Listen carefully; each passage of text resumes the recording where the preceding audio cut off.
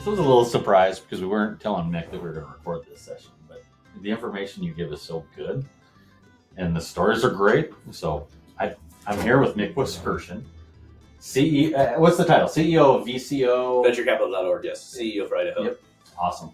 And of course, my business partner, Nick Kawaguchi. Hello. And we're just going to record some of the conversation today, so stand by. Let's jump in. You were talking about Boeing. Yeah.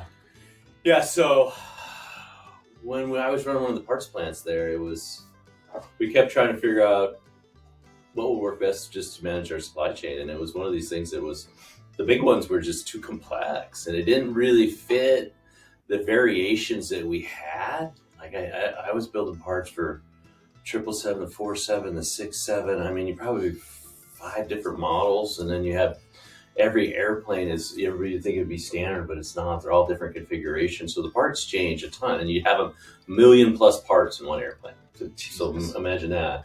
And then trying to manage your supply chains, think about all the global outreach that we had, who was, manufacturing and fabbing parts, and we're assembling them. And so it was nutty. So we ended up partnering with a small supply chain company, a consulting company, that allowed us to kind of get what we needed and also help extend the reach with them so they can kind of get what they also needed. So they built software based on our requirements.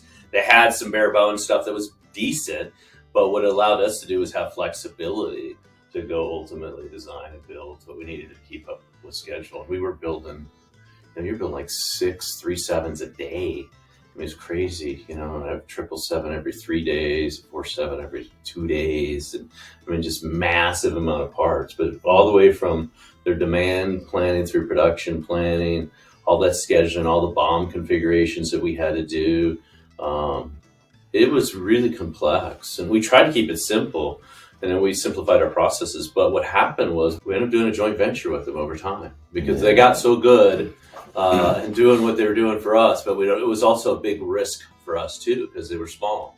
So we were always very concerned at corporate level, like what happens to these guys go away? I mean, we can't stop production. So it became kind of a big risk. So at the end of the day, we didn't want to be a software company. I mean, we were an airplane manufacturer. So it got kind of tricky, but we ended up doing a joint venture, and we owned I don't know what percentage of that company, which allowed to keep them funded. And it was a local company too, which was way cool because it was when we were Puget Sound. And that was with Boeing.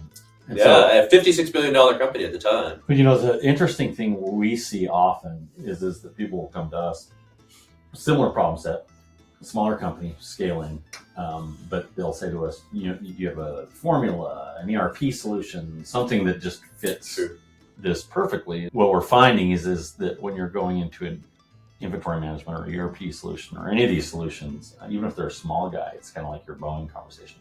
You're all in. They've got unique business processes. They've got unique products. Everything's unique to that business. And so there is no formula. In a roundabout way, I'm saying everything's custom. And so when you get involved, you don't know how long it's going to take to finish this ERP solution. You don't know how deeply you're going to be partnered with the person that's building it. You don't know if you can do it from internal resources. You just have to enter into it and start learning as you go, unfortunately. Well, with us too they took us, I was in our leadership program, so I took, it was about 50 of us total that did a 2-year stint in Asia. So, they brought in the top 7 guys that ran Toyota. I've never told you guys this story, but top 7 guys that ran Toyota company. They're all in their mid-70s. It's called Shingazitsu Consulting. All retired.